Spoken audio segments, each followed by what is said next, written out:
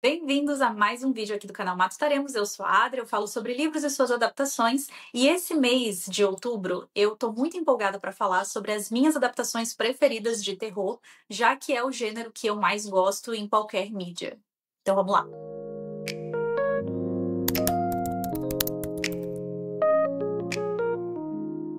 Essa lista que eu vou fazer aqui não é um ranking de preferência, então eu não vou colocar aqui numa ordem específica. Vai estar aleatório, eu vou colocar aqui só as 5 ou 6 adaptações que eu mais gosto. Vocês vão perceber nessa lista que eu não coloquei muita coisa do meu querido Stephen King, mas isso é proposital, porque eu quero fazer um vídeo especificamente falando das adaptações dele, só adaptações dele. Então eu resolvi fazer uma lista um pouco mais diversificada e não colocar muito dele aqui dentro. Então vamos começar com O Bebê de Rosemary, que é um filme que eu já assisti várias vezes e já faz muito tempo, mas que só esse ano eu li o livro. O livro foi escrito em 1967 e a adaptação chegou um ano depois, em 68. Nessa história a gente acompanha um casal, que é o Guy e a Rosemary. O Guy é um ator que tem 30 e poucos, quase 40 talvez, anos de idade. A Rosemary é uns 10 anos mais nova do que ele. E ela vem de uma cidade pequena. E depois que ela casou com o Guy, eles se mudam para Nova York por conta do trabalho dele, porque ele é ator e ele quer tentar ali novos papéis. Enfim, Nova York é um local melhor para isso. No começo do livro, eles estão caçando apartamentos, né, locais para morar. E eles acabam conseguindo o apartamento dos sonhos dele. Um apartamento bem grande, a gente tem uma descrição bem legal ali do apartamento, que é muito bem reproduzida no filme também. Nesse apartamento novo, eles conhecem um casal também idoso, que é vizinho deles ali de algum andar, que são bastante enxeridos na vida do casal. Mas eles meio que fazem ali uma amizade forçada com o Guy e a Rosemary. Esse é um dos casos em que a adaptação é extremamente fiel ao material original. A gente tem, em ambos os casos, o horror psicológico, que é o tipo de horror dessa história, muito bem trabalhado, mesmo que seja demonstrado de formas um pouquinho diferentes por conta das diferenças na própria mídia, né? É diferente a forma como você consegue explorar certos temas dentro de um livro e dentro de um filme. O principal horror que é explorado nessa história é a coerção por controle, algo que não era falado nessa época nos Estados Unidos, que é o local de origem em especial. E dentro desse tema maior de coerção por controle, a gente tem muita exploração de como era a vida de uma mulher nessa sociedade, nessa época, onde ela era completamente dependente do marido, até para abrir uma conta no banco. Algo que as mulheres não conseguiam ainda naquela época, algo que só foi conquistado muito tempo depois. Em ambas as mídias, a gente consegue sentir a tensão, a claustrofobia, a paranoia, o desespero, aumentando conforme a história avança. A ambientação das duas mídias é muito efetiva. Mas agora vamos falar um pouco das diferenças entre essas duas mídias, porque elas ainda existem. Primeiramente, o background. Como normalmente acontece em adaptações de livros para filme, a gente tem um pouco mais de detalhamento dentro do livro. A gente conhece um pouco mais da dinâmica do relacionamento entre o Guy e a Rosemary, como a gente está dentro da cabeça da Rosemary durante o livro.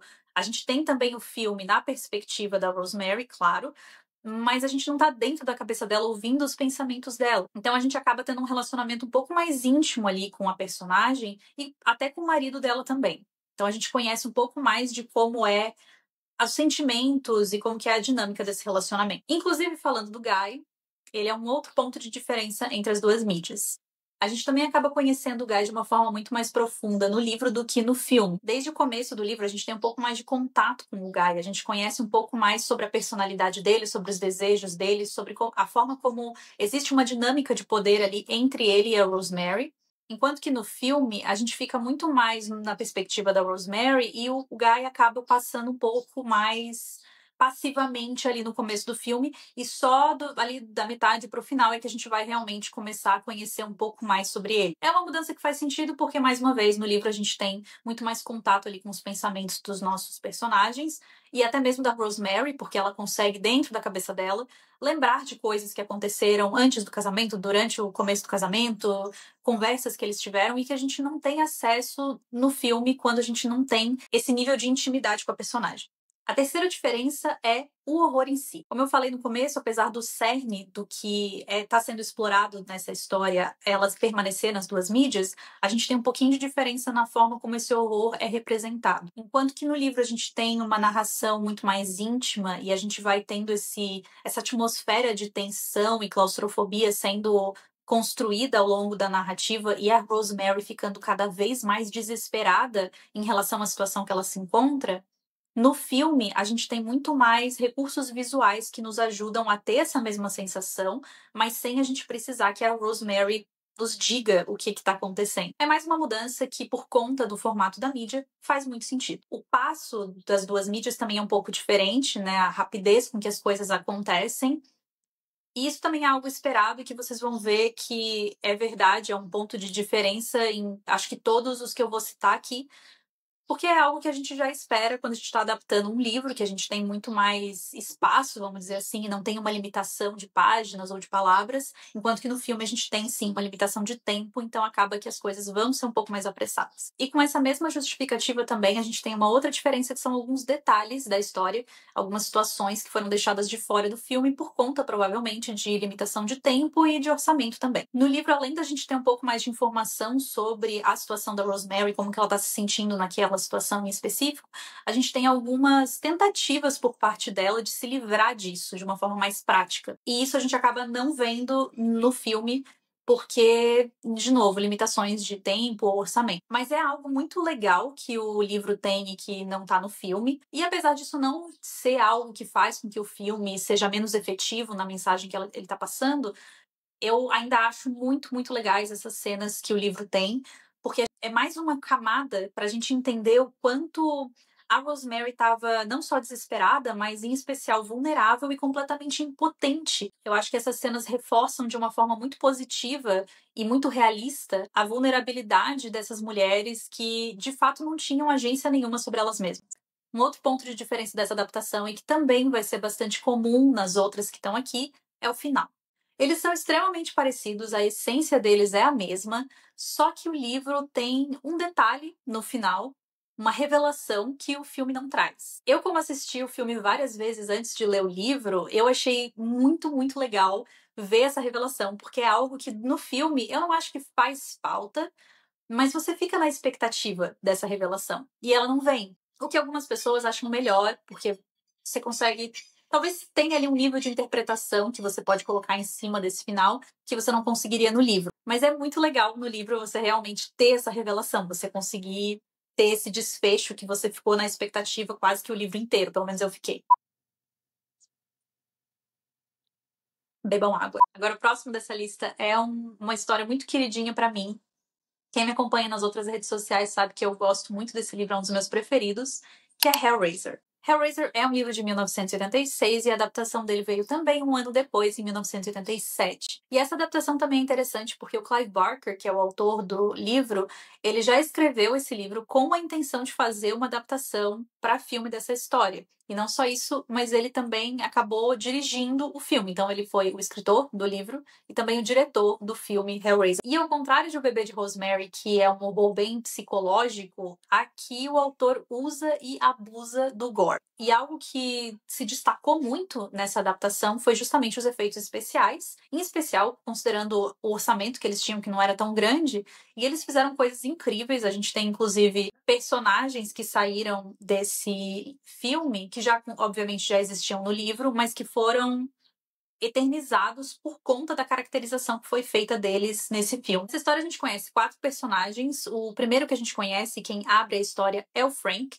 Quando a gente conhece ele, ele tem 29 anos, ele tá na casa de família dele, que não tem ninguém morando, é uma casa que, por herança, é dele. Então ele tá lá, sozinho, com uma caixa, uma caixinha de puzzle, assim, que ele tem que resolver, que se chama Caixa de Le Machin. Ele teve bastante trabalho para conseguir essa caixa. Conforme ele tá ali tentando resolver o enigma dela, a gente tem alguns vislumbres ali de conversas que ele teve, de investigações que ele fez até ele conseguir essa caixa. E toda a atenção dele tá em abrir essa caixa, em conseguir resolver esse enigma, porque o Frank, nos 29 anos que ele viveu, ele sempre esteve em busca do prazer. Ele sempre esteve em busca dessas sensações que faziam para ele se sentir vivo e sentir que as coisas valiam a pena.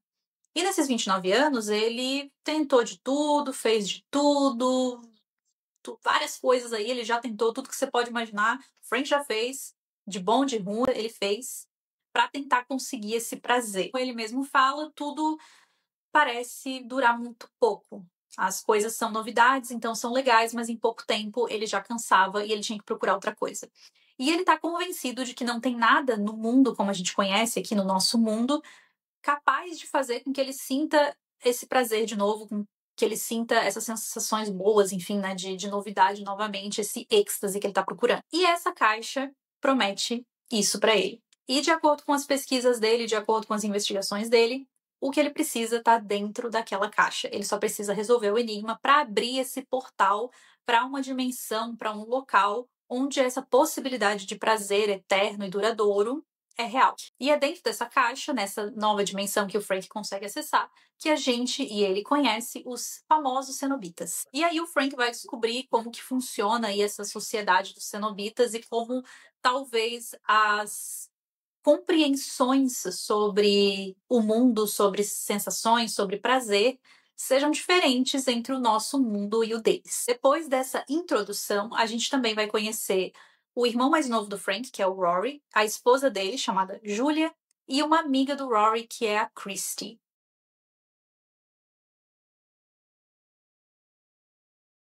A Julia e o Rory estão se mudando para essa casa aonde o Frank estava tentando abrir esse enigma, né, fazer o enigma da caixa. O Frank já tá sem ser visto há muito tempo, coisa que o Rory não dá muita bola, porque, enfim, o Frank sempre foi errático, ele nunca foi muito confiável e esse sumiço não é algo que preocupa ninguém, porque ele simplesmente deve estar por aí fazendo as coisas que ele sempre fez.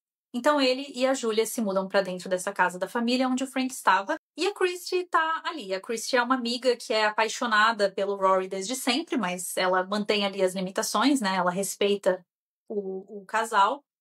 E ela tá ali. E uma coisa que eu gosto muito em Hellraiser é que a gente tem essa personificação dos monstros que a gente consegue ver nos cenobitas, só que o cerne de tudo é que eles são realmente monstros e eles são realmente os monstros dessa história. O Clive Barker é um dos meus autores de terror preferido e um dos motivos disso é que ele é muito bom em escrever horror como alegorias para a vida. Para mim, ele é um dos melhores escritores de terror que a gente tem. Mas voltando pro assunto aqui, vamos falar sobre as diferenças então entre o livro e o filme. A primeira diferença que a gente tem em relação aos personagens em si, como por exemplo com a Kirsty, que é a amiga do Rory. No filme, ela não é uma amiga, ela é na verdade filha do Rory. Algumas pessoas consideram essa mudança uma melhoria do filme em relação ao material original, mas eu não sei se eu concordo com isso. Eu ainda tenho que reassistir o filme.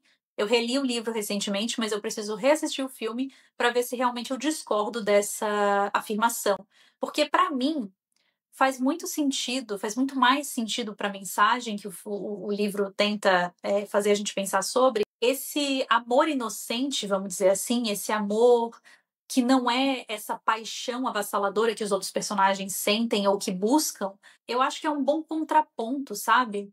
Mas eu tenho que reassistir o filme porque talvez Kirsty, nesse papel de filha, também possa ter essa relação, né, de amor mais puro e, enfim. Então eu vou reassistir o filme pra ter certeza. Outro personagem que a gente também tem uma mudança muito mais leve é o Rory. Por algum motivo, o Rory tem um nome modificado no filme e ele é chamado de Larry. Mas é só isso. Não tem nenhuma modificação além dessa pro personagem dele. Um personagem que também é modificado no filme é o próprio Pinhead, que não tem esse nome no livro. Esse nome, se eu não me engano, ele foi dado só a partir do segundo filme da franquia do Hellraiser. E foi basicamente porque as pessoas, né, as pessoas que assistiam os filmes chamavam ele assim e acabou pegando o nome. No livro, ele tá mais pra uma figura feminina do que masculina. A gente não tem, assim, muita noção do gênero desses cenobitas, porque eles são bastante amorfos, assim, né? Mas no momento em que o Frank tá conversando com os cenobitas pela primeira vez, o Pinhead, quando fala, ele tem uma voz mais feminina. Então, supõe-se que o Pinhead no livro é uma mulher, mas na verdade, eu diria que ainda assim nem dá pra saber. Mas para além disso, o Pinhead também tem uma participação muito menor no livro. Ele não é o líder dos cenobitas como é apresentado no filme. Então, pelo menos no primeiro livro, a gente tem uma participação assim minúscula do Pinhead. A gente tem a descrição dele e dos outros cenobitas que estavam com ele quando eles apareceram. Só que todos eles falam meio que juntos, assim, cada um fala um pouquinho. Então ele não tem uma presença tão destacada no livro como acontece no filme.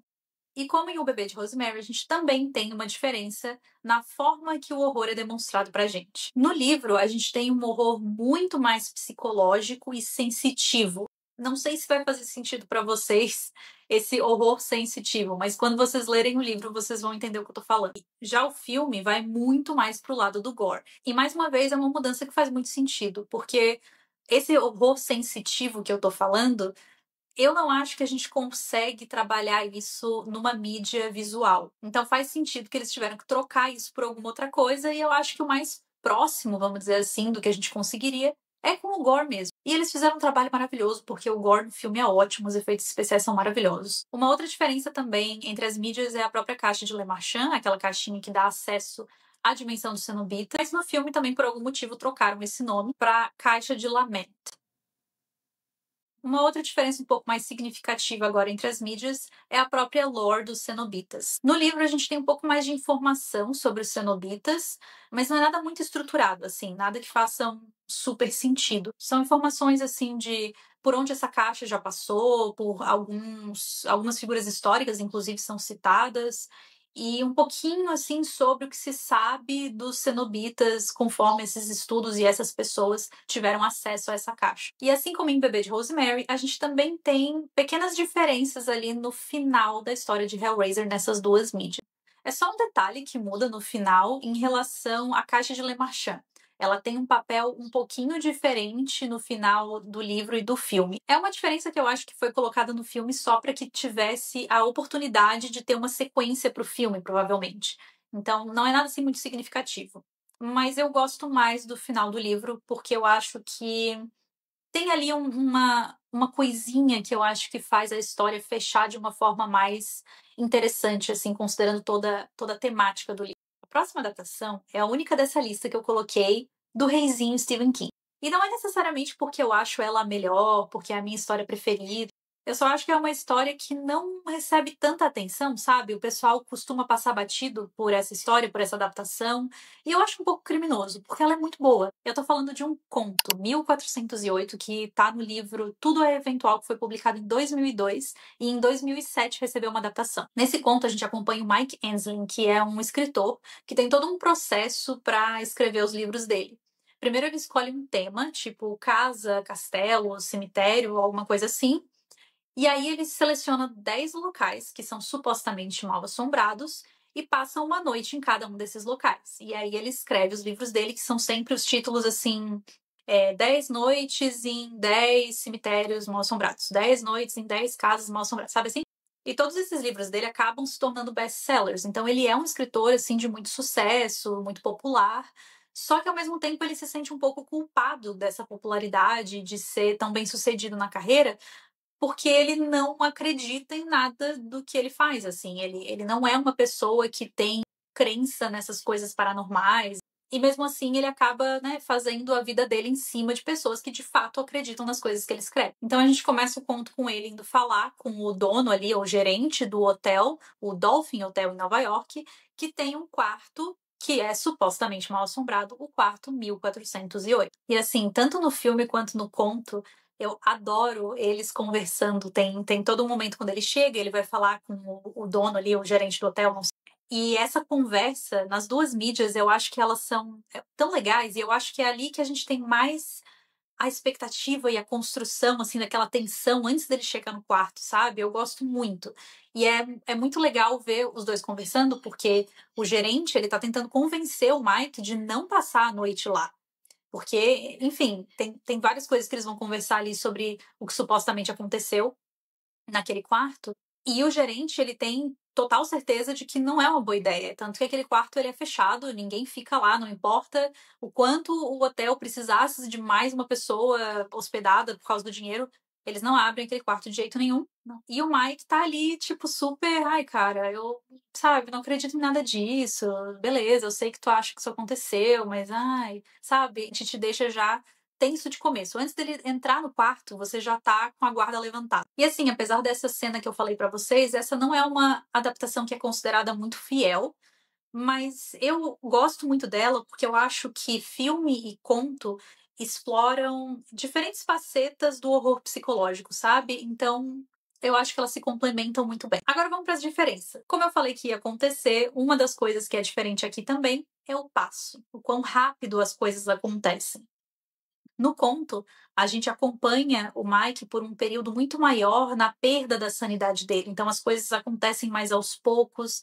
A gente parece que vai perdendo a sanidade junto com ele, porque é tudo tão devagarzinho, é tudo tão gradual, que a gente fica se perguntando, a gente fica junto com o Mike se colocando na mesma posição. Então constrói, assim como em Bebê de Rosemary, uma tensão diferente, ela é mais angustiante, parece que as coisas estão acontecendo com você. E no filme, obviamente, as coisas são muito mais rápidas pelo mesmo motivo de antes, né? A gente tem um tempo limitado ali para colocar aquela história num filme. Em especial nessa época que a gente não tinha o costume de ter filmes de 2 horas, 2 horas e meia. Mas apesar da gente não ter o tempo que o livro tem, a gente tem outros recursos que fazem essa mesma tensão ser construída com sucesso, como, por exemplo, o cenário, a música, a forma como a câmera move, as cenas que são construídas.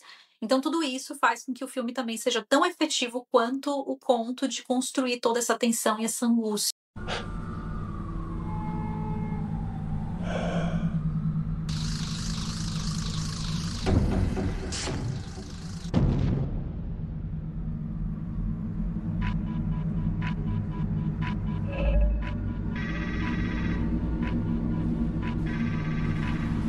Mais uma vez, é uma daquelas mudanças que são necessárias, porque a gente não consegue colocar tudo igual, mas que acabam tendo o mesmo efeito, que é o objetivo. Mas uma diferença um pouco mais significativa é o tema. O conto ele tem um tom mais pesado, assim, porque o foco é no trauma psicológico do Mike e como ele é atormentado por esses traumas dele. E esse quarto, ele meio que é um ambiente propício ali para que o Mike seja cada vez mais atormentado. Parece que os traumas dele ali estão sendo amplificados cada vez mais. E esse é o foco do conto, e a gente vai vendo ele ali perdendo a sanidade cada vez mais. Já no filme, é mais focado no suspense, sabe? O que vai acontecer agora? Qual vai ser a próxima revelação? Ou, sabe, é mais suspense e nesse ambiente de horror, né? Nessa tensão construída pelo cenário, pelo visual. E uma outra diferença que também está sendo padrão aqui é o final. Só que nesse caso eu não vou falar nada, porque qualquer coisa que eu falasse desse final ia ser spoiler e eu não quero estragar isso pra ninguém. Então depois que você lê, depois que você assistir, você vem aqui e me conta o que você achou. Mas uma coisa que eu posso falar e que eu acho bem legal as pessoas saberem é que esse filme tem 4 finais. Tem o final da versão do cinema, que foi o que saiu quando as pessoas foram no cinema assistir. Tem o final da versão do diretor, do corte do diretor. E tem também 2 variações, né? Uma variação para cada um desses 2 finais. Então, no total, são 4 finais diferentes. E todos eles estão disponíveis no YouTube, você consegue encontrar. Então, se você assistir esse filme, independente de onde você assistir, eu não sei que final que vai estar lá, porque quando eu era criança e eu assisti esse filme a primeira vez, eu vi um final. E aí, quando eu reassisti com meu namorado, uns anos atrás, eu assisti e foi outro final. E eu lembro que eu falei pra ele, eu disse, não, tá errado, esse não é o final do filme. Como assim? Eu já comecei a ficar, eu já tô achando que eu tava louca. Eu pensei, meu Deus, esse filme realmente me deixou louca junto com o cara. Mas aí foi quando eu fui atrás e eu vi que a gente tem essas variações desses 2 finais oficiais. E aí eu assisti todos eles e encontrei o que eu lembrava, e aí eu percebi que eu não estava louca. O final que eu mais gosto, que eu acho que faz mais sentido, é o final da versão do diretor, que foi a que eu assisti quando eu era criança também pela primeira vez. Assistam o filme, assistam os finais alternativos no YouTube e venham me dizer nos comentários qual que é o final que vocês preferem. E a gente chegou no último item dessa lista, que é A Maldição da Casa da Colina ou A Maldição da Residência Hill, um livro escrito em 1959 e que teve uma adaptação em formato de série em 2018. E ao contrário dos outros itens dessa lista, essa não é uma adaptação super fiel. Eu nem diria que ela é uma adaptação, eu acho que ela é uma releitura. Então, por que ela está aqui? Primeiramente, porque essa é a minha lista de adaptações preferidas e ela está entre elas, mas também porque eu acho que os produtores eles trataram o material original com muito respeito. E eu acho que eles mantiveram o cerne da história, sabe? O coração da história, eu acho que tá lá em ambas as obras. Então eu acho que mereceu estar aqui. E eu não vou nem falar sinopse nesse caso, eu vou pular direto para as diferenças entre o livro e a série, porque a gente já tem a primeira diferença no próprio plot. No livro, a Casa da Colina é um local que é supostamente mal assombrado, ele é conhecido por isso, e um investigador ou um cientista paranormal, ele recruta pessoas que tem ali algum tipo de poder paranormal também, né? Ele recruta essas pessoas para passar alguns dias lá na casa para ele poder estudar os fenômenos que talvez apareçam por lá. E ele quer essas pessoas porque essas pessoas, como elas têm essa sensibilidade paranormal, elas podem fazer com que coisas acabem acontecendo porque elas têm essa sensibilidade, essa conexão ali com a casa. E essas pessoas recrutadas têm os mesmos nomes que a gente vai encontrar nos personagens da série. Só que no caso da série, a premissa é completamente diferente. A gente tem, na verdade, uma família e todos esses integrantes, então, têm os nomes desses integrantes, né, que são recrutados para ir para casa no livro. Então, a gente tem uma mãe, um pai e 3 filhos. E essa família, ela se muda para a Casa da Colina quando esses filhos do casal são pequenos. Se eu não me engano, em 1992, ali no começo dos anos 90, essa família se muda para lá.